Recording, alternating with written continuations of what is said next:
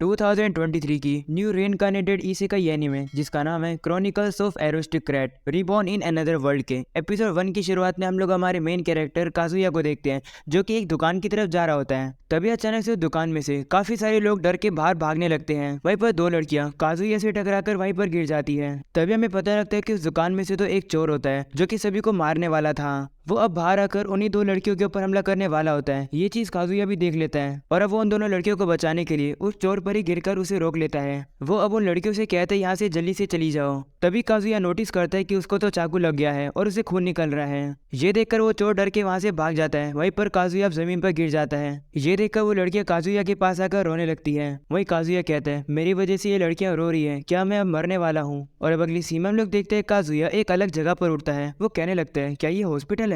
तभी एक मेड उसको देखकर रोने लगती है और कहती है मास्टर काइन आप उठ गए। वहीं पर काइन की मम्मी भी उसे गले लगा लेती है। ये सब देखकर काजुया काफी कंफ्यूज होता है। वो शीशे की तरफ देखता है तो उसे एक बच्चा दिखाई देता है। वो पूछता है ये कौन है। वो पागल हो जाता है। वो कहने लगता है आखिरकार ये कौन है। तभी मेड कहती है लगता है काइन काफी कंफ्यूज है क्योंकि वो एक हफ्ते बाद उठ रहे हैं। जिस पर काइन की मॉम कहती है हाँ लेकिन इसका फीवर तो उतर गया है, हमें इसे थोड़ा और रेस्ट करने देना चाहिए। ऐसा बोलकर मेड और काइन की मॉम वहां से चली जाती है। उनके जाने के बाद काइन अपने चेहरे को शीशे में देखता है। वो कहता है मैं तो एक बच्चा बन गया, कहीं मैं रिइनकार्नेट तो नहीं हो गया। ऐसा तो लाइट नोवेल में होता है, इसका मतलब है कि मैं वहां पर मर गया, लेकिन कोई नहीं, मैंने उन लड़कियों को तो बचा लिया। जिसके बाद काइन कहता है अगर मैं रिइनकार्नेट हो गया हूँ तो यहाँ की सराउंडिंग चेक करता हूँ। और अब वो इधर से उधर चीजें चेक करने लगता है। तभी वहाँ पर मेड आ जाती है खाना लेकर। मेड को लगता है कि काइन ने अपना बिस्तर गीला कर लिया है, इसलिए वो जल्दी से जाके उसके कपड़े चेंज करने लगती है। ये देखकर काइन शर्मा जाता है और कहते हैं तुम ये क्या कर रही हो। जिसके बाद हम लोग देखते हैं वो मेड काइन को खाना खिलाकर वहाँ से चली जाती है। जिसके बाद हमें पता लगता है कि काइन को अपनी फैमिली के बारे में पता लगता है। काइन का पूरा नाम काइन वॉन सिल्फोर्ड है और वो 3 साल का है। उसके फादर का नाम है गाम, उसकी मम्मी का नाम है सारा और उसकी 5 साल की बहन रेने।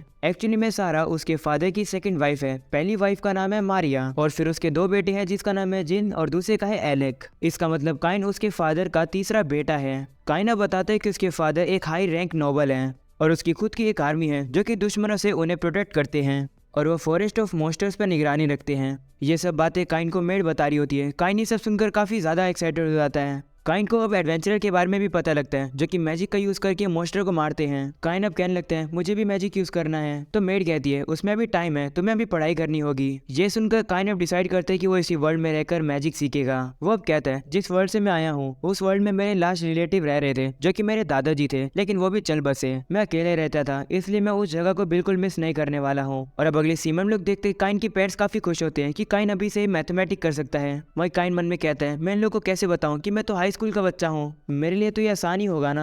वही अब काइन उनसे कहता है मैं तो बस इस वर्ल्ड के बारे में सीखने की कोशिश कर रहा हूँ। और अब वो अपने फादर से कहते हैं क्या आप मुझे परमिशन दोगे मैजिक की बुक और किंगडम की हिस्ट्री बुक पढ़ने के लिए। ये सुनकर काइन की बहन उसे कहती है तुम अभी रेडी नहीं हो मैजिक सीखने के लिए, तुम्हें मेरी तरह बैप्टाइज होना होगा। और अब काइन के फादर भी काइन से कहते हैं हाँ तुम्हें बैप्टाइज होने के लिए 5 साल का होना होगा। वही अब काइन की मॉम कहती है उसके बिना तुम मैजिक यूज कर ही नहीं पाओगे। जिसके बाद हम लोग काइन को अपने रूम में देखते हैं जो कि मैजिक यूज कर पा रहा है। तभी अचानक से वहाँ पे मेड और काइन की बहन आ जाती है। उन्हें देखकर जल्दी से काइन अपने मैजिक को रोक लेता है। मेड के जाने के बाद काइन थोड़ा रिलीफ फील करता है, लेकिन तभी उसे पता लगता है कि वहाँ तो उसकी बहन होती है। वो अब काइन से कहने लगती है मुझे पता है तुम इस बुक में वर्ल्ड की इनसाइड सीक्रेट जान रहे हो ना, अगर तुम चाहते हो तो मैं तुम्हें सिखा सकती हूँ। ये सुनकर काइन कहता है अच्छा इन लोगों ने पकड़ा नहीं कि मैं मैजिक यूज कर पा रहा था। और अब अगली सीमन लोग देखते हैं काइन की बहन हर रोज अब उसे इस किंगडम की हिस्ट्री के बारे में बताती है। इस किंगडम को बनाने से पहले यहाँ का किंग एक एडवेंचरर हुआ करता था और उस किंग का नाम यूया था। फिर काइन की बहन उसे बताती है कि इस वर्ल्ड के अंदर एल्फ, ड्वार्फ और बीस्ट फोक भी हैं और एक काफी फ्लफी चीज भी।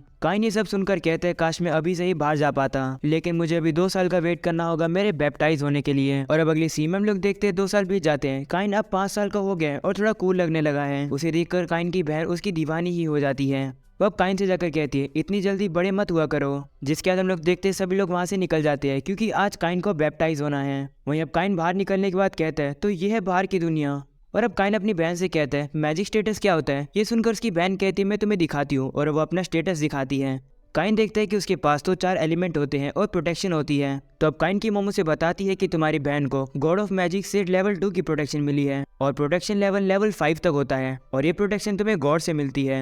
जिसके बाद अब हम लोग देखते हैं वो लोग अपने डेस्टिनेशन पर पहुंच जाते हैं। वहाँ पर 7 गॉड की मूर्ति होती है जिन्हें पूछकर बैप्टाइज हुआ जा सकता है। और अब काइन जाकर उन मूर्ति के सामने प्रार्थना करने लगता है। वहाँ पर खड़े प्रीस्ट भी गॉड से कहने लगते हैं इस बच्चे को बैप्टाइज कर दो। तभी अचानक से गॉड की मूर्ति में से लाइट निकलने लगती है। ये देखकर सभी लोग काफी शॉक हो जाते हैं। तभी अचानक से काइन एक जगह पर आ जाता है जहाँ पर काफी सारे लोग बैठे होते हैं। तभी एक गॉड काइन से कहते हैं, हम लोग गॉड हैं, हम लोग किसी दिन का वेट कर रहे थे। ये सुनकर काइन शॉक हो जाता है। वो कहते हैं, मुझे किसी ने नहीं बताया था कि गॉड मेरे सामने आकर मुझे बैप्टाइज करेंगे। तभी ये गॉड कहते हैं, मेरा नाम जीनोम है, मैं गॉड ऑफ क्रिएशन हूँ, मैंने ही इस दुनिया को क्रिएट किया है। और अब वो राइम नाम के गॉड से कहते हैं, काइन को उसके रेइनकार्नेशन के बारे में बताओ। और हमें पता लगता है कि राइम डेथ और रेइनकार्नेशन की गॉड है। वो कहती है कि तुम्हारी डेथ थोड़ी अनएक्सपेक्टेड थी। वो उसे कहती है, तुम उन 2 लड़कियों को बचाते वक्त मर गए थे ना। दरअसल अगर तुम उसे नहीं बचाते तो वो क्रिमिनल वैसे भी फिसल कर गिरने वाला था और फिर आसपास के लोग उसे पकड़ने वाले थे। ये सुनकर काइन रोने लगता है। वो कहते हैं, क्या इसका मतलब मैं फालतू में मरा, मुझे कुछ करने की जरूरत भी नहीं थी। तो राइम उसे कहती, हाँ लेकिन तुम अच्छा काम करके मरे, इसलिए गॉड ऑफ अर्थ ने मुझे रिक्वेस्ट किया कि मैं तुम्हें इस वर्ल्ड में रीइनकार्नेट कर दूं। और मुझे लगा कि तुम्हें अपना डायपर चेंज करवाना अच्छा नहीं लगेगा, इसलिए मैंने तुम्हारी मेमोरीज ब्लॉक कर दी थी। लेकिन जब तुम 3 साल के हुए तो अचानक से तुम्हारी मेमोरीज वापिस आ गई, मुझे माफ कर दो। ये सुनकर काइन उसे कहते हैं, माफी मत मांगो, मेरी मेमोरीज मुझे वापस मिलने के बाद मैं पढ़ना लिखना सीख पाया, मैं मैजिक भी सीख पाया, और तो और मुझे एक काफ़ी अच्छी फैमिली भी मिली है। इसलिए मैं आपका काफ़ी ज़्यादा शुक्रगुजार हूँ कि आपने मेरी मेमोरीज मुझे वापस लौटा दी। ये सुनकर गॉड ऑफ मैजिक काइन के पास आती है और कहती है, मुझे तुम पसंद आए, मैं तुम्हें अपनी प्रोटेक्शन देती हूँ। तभी जीनोम भी उसे कहते हैं, हाँ मैं भी तुम्हें अपनी प्रोटेक्शन दूंगा। जिसके बाद हम लोग देखते हैं एक एक करके सभी गॉड आने लगते हैं और काइन को अपनी प्रोटेक्शन देने लगते हैं। और अब जीनोम काइन से कहते हैं, तुम्हारे जाने का समय हो गया है। और अब वो हंसने लगते हैं। जिसके वापस हमें टेंपल का सीन दिखाया जाता है। वो प्रीस्ट कहने लगते हैं, मैंने कभी भी गॉड की स्टैचू को इतना चमकते हुए नहीं देखा है। ये सुनकर काइम के फादर कहते हैं, लगता है काइम को बहुत ज्यादा प्रोटेक्शन मिल गई गॉड की। और वो काइम से कहते हैं, अपना स्टेटस दिखाओ। वहीं पर काइम को थोड़ी गड़बड़ लग रही होती है, इसलिए वो बहाना मारता है कि मेरे पेट में दर्द है। ऐसा बोलने के बाद वो भाग जाता है। भागकर आने के बाद वो थोड़ा दूर आकर बैठ जाता है। वो फिर अपना स्टेटस चेक करता है और काफी ज्यादा शौक हो जाता है। वो कहने लगता है, मैं किसी को भी अपना स्टेटस नहीं दिखा पाऊंगा, क्योंकि काइन के तो सारे मैजिक लेवल 10 के होते हैं, और तो और उसे जो सारे गॉड्स की प्रोटेक्शन मिली है वो भी सारे लेवल 10 की होती है। काइन कहते हैं, हाईएस्ट लेवल तो लेवल 5 होता है और मुझे 10 लेवल दे दिया है। अब समझ आया आखिरकार गॉड हंस क्यों रहे थे, मुझे कैसे भी करके अपने स्टेटस को छुपाना होगा। तभी जीनोम उसे कहते हैं, वो करने के लिए अपने स्टेटस काउंसिल का यूज करो। ये सुनकर काइम खुश हो जाता है और वो इसी स्किल का यूज करता है। और अब अगले सीन में हम लोग देखते हैं सभी लोग एक साथ मिलकर खाना खा रहे होते हैं। वही काइम सभी को बताता है कि मुझे गॉड से काफी सारी प्रोटेक्शन मिली है। यह सुनकर उसके फादर कहते हैं, ऐसी बात है तो अपना स्टेटस दिखाओ। तो अब काइन सभी को अपना स्टेटस दिखाता है। उसे देखकर सभी लोग काफी ज्यादा हैरान हो जाते हैं। उसके फादर से कहने लगते हैं, ये क्या, तुम्हें तो सभी गॉड से प्रोटेक्शन मिली है, तुम्हारा मैजिक इतना ज्यादा कैसे हो सकता है। ये सुनकर काइम मन में कहते हैं, अरे यार मैं इसे फिक्स करना भूल गया।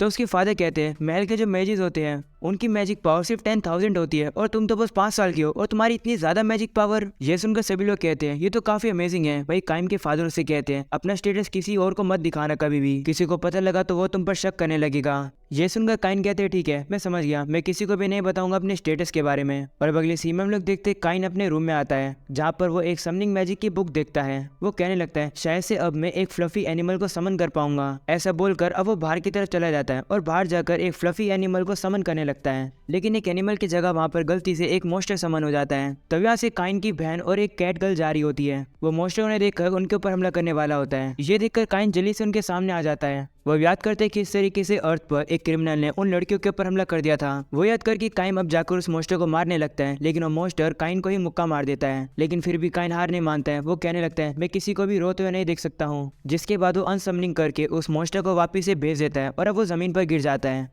और अब काइन की बहन और वही कैट गर्ल उसके पास आकर रोने लगती है। काइन अब कहने लगता है, मेरी वजह से ये दोनों रो रही है। तभी थोड़ी देर बाद काइन खड़ा हो जाता है। वो कहता है, मैं तो मरा ही नहीं। काइन को ठीक देखकर वो दोनों काइन को गले लगा लेती है। काइन अब कहने लगता है, ये दोनों स्माइल कर रही है, मैं इस दुनिया में लोगों की हेल्प करूंगा, इसी से मुझे खुशी मिलेगी। और अब अगली सीन में हम लोग देखते हैं सभी लोग इकट्ठा होते हैं और सेलिब्रेट कर रहे हैं काइन के बर्थडे को। और अब काइन के फादर से पूछते हैं, तुम फ्यूचर में क्या करने वाले हो। तो काइन कहता है, मैं काफी अलग अलग जगह पर जाना चाहता हूँ, नई नई चीजें सीखना चाहता हूँ, काफी सारे लोगों की हेल्प भी करना चाहता हूँ, काफी सारे लोगों से मिलना भी चाहता हूँ। इसलिए आप सभी की स्माइल को प्रोटेक्ट करने के लिए मैं एक एडवेंचरर बनूंगा। और अब अगली सीन में हम लोग देखते हैं राइम जीनोम से पूछती है, क्या ये सही रहेगा, क्योंकि हमने काइन को प्रोटेक्शन लेवल 5 से ज्यादा दिया है। जिस पर जीनोम कहते हैं, ये तो बहुत कम है, जब वो 16 ईयर्स का हो जाएगा उसे पूरे कॉन्टिनेंट का सबसे स्ट्रॉन्गेस्ट पर्सन बनना होगा। आगे चलकर हमें काइन की ताकत की बहुत ज्यादा जरूरत है। और इसी के साथ हो जाता है ये एपिसोड यहीं पर खत्म।